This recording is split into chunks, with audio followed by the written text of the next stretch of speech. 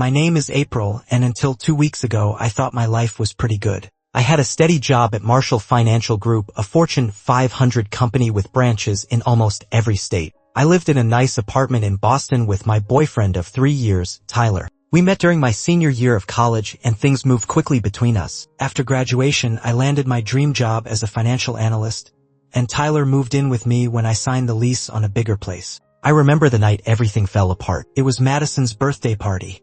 She's one of my coworkers and closest friends in Boston. The party was at this upscale bar downtown with a private room in the back. The party was in full swing when I decided to use the restroom. As I walked down the hallway, I noticed a couple making out in a dimly lit corner near the coat check. I didn't mean to stare, but something about the guy's profile looked familiar. When he shifted slightly, my stomach dropped. It was Tyler, my Tyler, with his hands all over some blonde I'd never seen before. I stood frozen, watching as they kissed. It took a few seconds for my brain to process what my eyes were seeing. Then the anger hit me like a tsunami. "Are you kidding me?"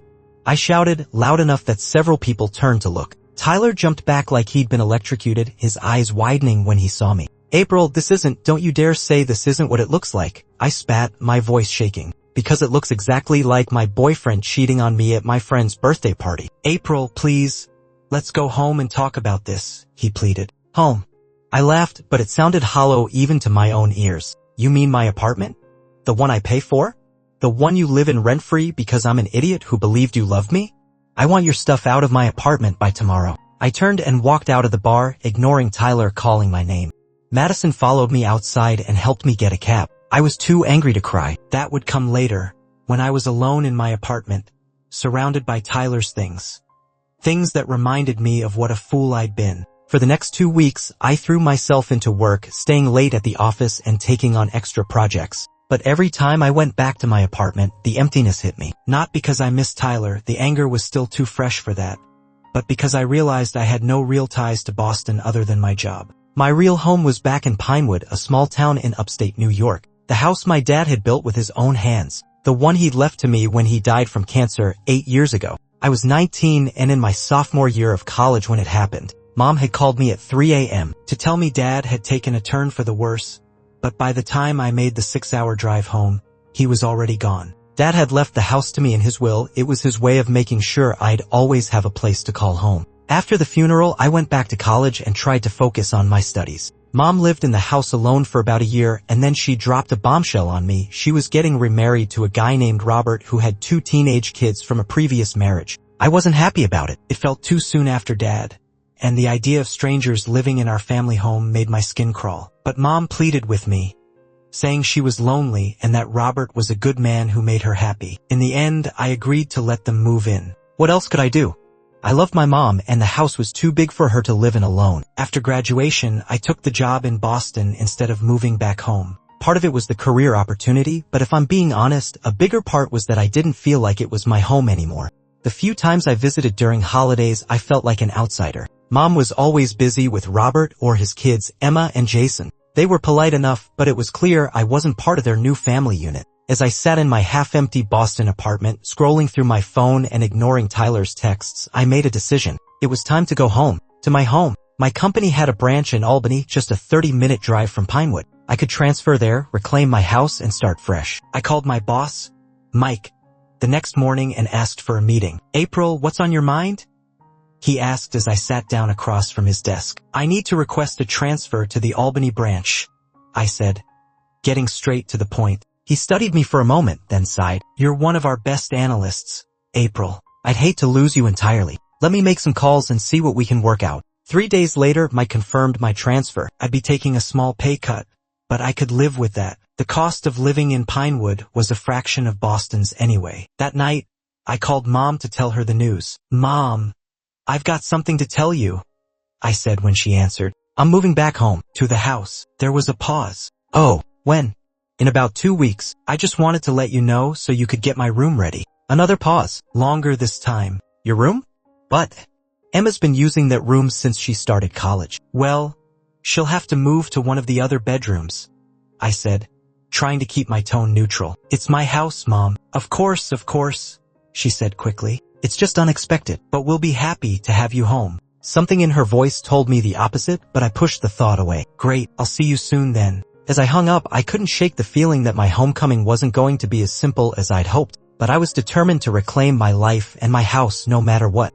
The 2 weeks before my move went by in a blur. I terminated my lease, sold most of the furniture, and packed up everything that mattered. My friends threw me a goodbye party at our favorite bar, deliberately not the one where I'd caught Tyler cheating. The drive to Pinewood took nearly 6 hours. I pulled up to the 2-story colonial house on Maple Street. My house. Dad had designed it himself, working with a local builder to create our family home. The blue paint was a shade darker than I remembered, and the flower beds Mom had always meticulously maintained looked a bit overgrown. Before I could even grab my bags, the front door opened and Mom stepped out. She looked older than when I'd last seen her at Christmas, new lines around her eyes, her brown hair now streaked with more gray. "April," she said, walking toward me with open arms. "Welcome home." I hugged her, breathing in the familiar scent of her vanilla perfume. "Hi, Mom." Robert appeared in the doorway watching us. He was a tall man with thinning hair and a permanent frown. I'd never disliked him exactly, but I'd never warmed to him either. "April," he nodded as I approached the house. His eyes swept over my car, packed to the brim with boxes and suitcases. "Looks like you brought your whole life with you." "Just the essentials," I replied, forcing a smile. "Most of it's clothes and work stuff." He grunted, not offering to help with my bags. "Well, Emma moved her things to the guest room. Your old room's ready." Mom gave him a look I couldn't quite interpret, then turned to me. "Come inside, honey. You must be exhausted from the drive." The inside of the house felt both familiar and strange. The layout was the same, but the furniture had been rearranged and many of the decorations I remembered from my childhood were gone, replaced by items I didn't recognize. As we walked through the dining room, Emma and Jason appeared from upstairs. Jason, now 17 and nearly 6 feet tall, gave me an awkward nod. "Hey," he said. "Hey, Jason, you got tall." Emma, 19 and dressed in what looked like designer clothes, stood with her arms crossed. Her expression made it clear she wasn't happy to see me. "So you're actually staying?" she said, not bothering to make it sound like a question. "Emma," Mom warned. "What? It's not like it's a secret. She's moving in." I had to spend all day moving my stuff to that tiny back room. I took a deep breath. "It's good to see you too, Emma." Dinner that night was tense. Robert talked about his job at the local bank. Jason mumbled responses when directly addressed, and Emma picked at her food while glaring at me occasionally. "So," Robert said eventually, "how long do you think you'll be staying?" I paused with my fork halfway to my mouth. "I'm not staying. I'm moving back. This is my permanent home now." Robert exchanged a glance with Mom. "Right? Of course. It's just that we've gotten used to certain arrangements around here. I'm sure we can all adjust," I said evenly. "I'll be working full-time at the Albany branch, so I'll be out of the house during the day." "I had to give up the big room because of you," Emma blurted out. "I've been using it for 2 years and now I'm crammed into that closet of a guest room." I waited for Mom or Robert to say something to remind Emma that it was my house and my room, but they remained silent, looking uncomfortable. "Actually," I said slowly, "this entire house belongs to me. Dad left it to me in his will, so technically I could choose any room I want." "No." Emma stood up so fast her chair nearly toppled. "I had everything set up in that room for college. My desk, my vanity, everything. And now I'm supposed to cram it all into a room half the size because Princess April decided to grace us with her presence." She stormed out, slamming her door so hard the dishes rattled. Mom gave me a reproachful look. "Did you have to antagonize her?" I stared at her in disbelief. "I antagonized her? She's the one who started complaining the minute I walked in the door." Mom's expression hardened. "Let's not do this tonight. You're tired from the drive. Things will look better tomorrow." But things didn't look better the next day or the day after that. I started my new job, throwing myself into learning the ropes at the Albany branch. It was smaller than the Boston office, but the work was familiar, and I quickly established myself. I reconnected with a few high school friends who were still in the area, including my best friend from senior year, Megan, who now worked as a nurse at the local hospital. 2 weeks after I moved back, I came home from work to find Emma decorating the living room with streamers and balloons. "What's all this?" I asked, setting down my laptop bag. "My birthday party," she replied without looking at me. "It's on Saturday." "That's cool. Should I get you a gift or something?" I tried for politeness, though the last thing I wanted to do was shop for my sulky stepsister. Emma snorted. "No need. You won't be here." "Excuse me." Mom appeared from the kitchen then, looking nervous. "April, honey, can I talk to you for a minute?" She led me to the back porch where we used to sit and watch the sunset when I was a kid. Now it was cluttered with Robert's tools and gardening equipment. Emma's having some friends over for her birthday on Saturday. Mom twisted her hands together. She was hoping to have the house to herself for the evening. I stared at her. Are you actually asking me to leave my own house for Emma's party? Just for a few hours. You could go to a movie or have dinner with Megan. Are you kidding me, Mom? This is my house. I'm not going to be kicked out for a birthday party I wasn't even invited to. Please don't make this difficult, Mom pleaded. Things have been tense enough since you moved back. And whose fault is that? You all act like I'm intruding when I'm the one who owns this place. Mom's face fell. I thought you might do this as a favor to me. That hurt. I stood up. I won't make a scene at Emma's party. I'll stay in my room, but I'm not leaving. Mom looked disappointed but nodded. I'll let Emma know. At dinner that night, Emma made her displeasure known. I guess I'll just have to move my party to Luciano's, she announced dramatically. Since some people, she glared at me, won't compromise. I bit my tongue, focused on my plate, and said nothing. Robert muttered something about the cost of restaurant parties. And Jason, as usual, looked bored with the whole situation. On Saturday, Emma and her friends went to Luciano for her birthday. The house was blissfully quiet, and I spent the evening in my pajamas, watching movies in the living room and enjoying having the place to myself for the first time since moving back. I felt at peace in my own home. Life settled into an uncomfortable routine over the next few months. I went to work, came home, and tried to avoid conflict with my housemates. It was hard to think of them as family anymore. Most evenings I'd eat dinner quickly and retreat to my room or go out with Megan or other friends I'd reconnected with. Things were going well. My boss in Albany appreciated my experience from the Boston office, and I was already being considered for a team lead position. The commute wasn't bad, and I enjoyed the familiar scenery of my hometown. Sometimes on my lunch breaks, I'd drive past my old high school or the park where Dad used to take me fishing. One evening in late summer, I came home to find Mom and Robert sitting at the dining table with a stack of papers in front of them. They looked up when I walked in, and something about their expressions made me pause. April, Mom said, her voice oddly formal. We need to talk to you. I sat, a knot forming in my stomach. Is everything okay? Did something happen? Mom slid some papers toward me. Utility bills, I realized as I glanced at them. We need to discuss the financial situation here. What about it? Robert cleared his throat. Since you moved back, our expenses have increased significantly. Water, electricity, heating. It's all gone up. I contribute to the grocery fund, I reminded her. I give you $300 every month, remember? That's more than my share of the food. Mom and Robert exchanged a look. That's just for food, Mom said. It doesn't cover the other expenses. I felt a chill that had nothing to do with the air conditioning. What are you saying? We think it would be fair if you paid rent, Robert stated bluntly. $1,000 a month. Are you serious? My voice rose in disbelief. This is my house. Dad left it to me. I'm the one who should be charging rent if anyone is. Robert's face hardened. Now listen here, young lady. We've been maintaining this house for 8 years while you were off living your life in Boston. We've paid the property taxes, fixed the roof, replaced the water heater. I never asked you to do any of that. I shot back, and I offered multiple times to help with major expenses. But Mom always said you had it covered. I looked at Mom, waiting for her to back me up, to say something in my defense. Instead, she looked away, her lips pressed together. Mom, I said, my voice smaller now, you can't seriously expect me to pay rent for my own house. If you can't contribute financially, Robert said coldly, then perhaps you should find somewhere else to live. The words hit me like a physical blow. I turned to Mom again. Sure, she would object to her husband telling her daughter to leave her own home, but she just nodded slightly, agreeing with him.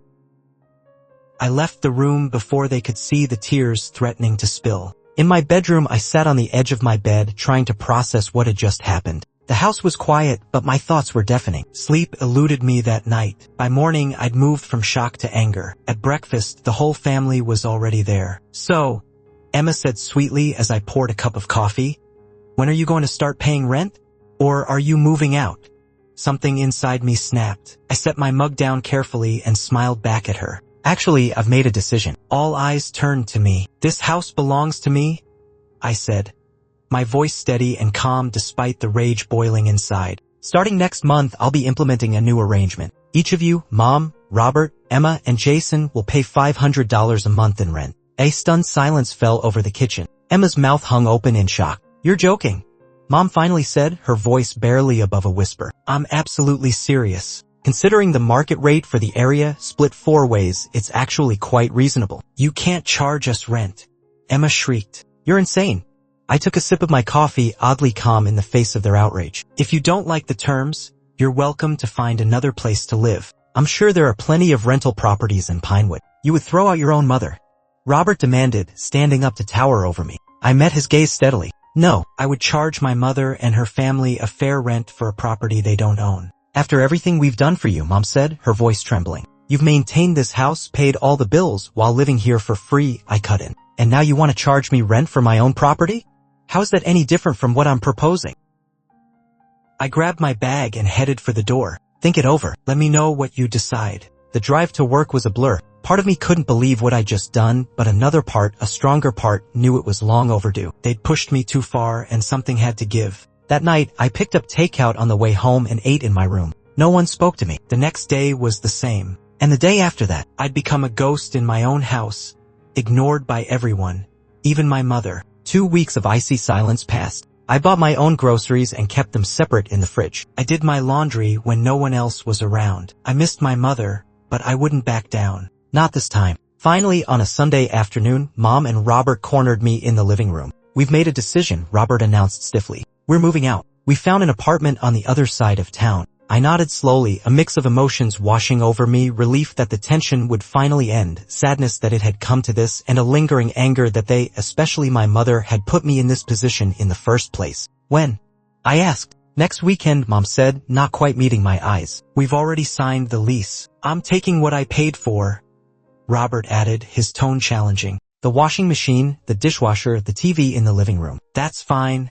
I cut him off. Take whatever you bought. The next week was filled with the sounds of packing and moving. Emma made a point of slamming doors and drawers whenever I was nearby. Jason mostly kept to himself. Mom barely spoke to me, focusing instead on organizing and packing. It hurt more than I wanted to admit, watching her choose Robert and his children over me so definitively. On Friday night, Robert rented a moving truck. I stayed out of the way as they loaded furniture and boxes. Some of the items they took were definitely purchases my father had made. The dining table, some of the kitchen appliances, but I didn't have the energy to fight about it anymore. When they were nearly finished, I noticed them trying to maneuver the old grandfather clock that had been my father's pride and joy. It had stood in our entryway for as long as I could remember. That stays, I said firmly, stepping into the hallway. Robert frowned. I paid to have it repaired 3 years ago. It wasn't working when your father died. The clock was my dad's. He bought it from an antique shop the year I was born. It stays. For a moment, I thought he would argue, but Mom put a hand on his arm and shook her head slightly. They moved away from the clock. As they were making their final trip to the truck, Mom lingered behind in the kitchen. I never thought it would end like this, she said quietly. Neither did I replied. But you gave me no choice. Mom looked away. I thought you'd be reasonable. Reasonable? I echoed. Was it reasonable to let Emma treat me like an intruder? Was it reasonable to ask me to leave my own house for her birthday? Was it reasonable to side with your husband over your daughter at every turn? Robert has been good to me, April. He took care of us after your father died. He moved into my house and acted like he owned it, and you let him. Mom sighed heavily. I can see we're not going to agree on this. I should go. They're waiting for me. Goodbye, Mom. And just like that, they were gone. The house, which had felt crowded and hostile for months, was suddenly achingly empty. That first night alone, I wandered from room to room, taking stock of what remained and what I would need to replace. The living room was missing its couch and TV. The kitchen lacked a microwave and coffee maker. 3 of the bedrooms were now empty, stripped of beds and dressers. But instead of feeling sad or lonely, I felt a strange sense of peace washing over me. This was my house, really mine now, in a way it hadn't been since my father. I could do whatever I wanted with it, fill it with my own choices, make it a home again. The next day, I drove to the nearest home goods store and bought a new couch, a coffee maker, and basics for the kitchen. I ordered a bed frame online and scheduled delivery of a new mattress over the weekend. I deep cleaned every room, opening windows to let fresh air circulate through the house. On Monday, I returned to work with a lighter heart. My coworkers noticed the change. You seem different, my manager commented. More relaxed. I smiled. I am. Things have settled at home. Megan came over that evening to see the new arrangements. She whistled as she walked through the half-empty rooms. Wow, they really cleaned you out, huh? Yep, but now I get to start fresh, make it mine again. She helped me arrange the new furniture and hung some photographs I'd framed, pictures of my dad and me fishing, of high school graduation, of the friends I'd made in Boston. "Do you regret it?" she asked as we sat on my new couch, drinking wine from coffee mugs, because I hadn't replaced the glassware yet. "Standing your ground?" I thought about it for a moment. "No, I miss my mom and I wish things had turned out differently, but I don't regret standing up for myself." My birthday came in early October. I didn't expect to hear from Mom, but the silence still stung. Aunt Susan called to wish me happy birthday and awkwardly mentioned that she'd seen Mom and Robert at the grocery store and they seemed to be doing well. "She didn't even ask about me, did she?" I said. Aunt Susan's hesitation was answer enough.